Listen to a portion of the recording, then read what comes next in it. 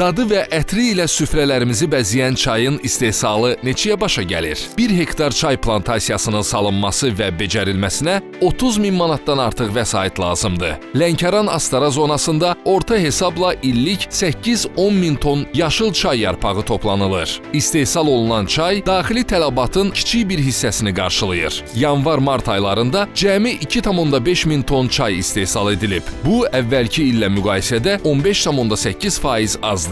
Azərbaycan 4 ayda çay üçün 31 milyon 828 min Amerika Birləşmiş Ştatları dolları ödəyib. Satışından isə 1 milyon 973 min dollar əldə edib. 4 ayda ölkəyə 5221 ton çay gətirilib. 224 ton çay xaricə çıxarılıb. Çay satışı keçən ilin 4 ayı ilə müqayisədə 5 ton artsa da gəlir 67 min dollar azalıb. Yerli bazarda çayın 1 kiloqramının satış qiyməti 8-400 manat arası dəyişir və 50, 100, 250 qramlıq qablaşdırmalarda satılır. Mağazalarda satılan çayın böyük hissəsi xarici mənşəlidir. Yerli istehsal çayları nisbətən baha qiymətə satılır. Azərbaycanda ən bahalı çay isə Lənkəranda dəniz səviyyəsindən 1000 metr yüksəklikdə becərilib və qiyməti 2400 manat olub.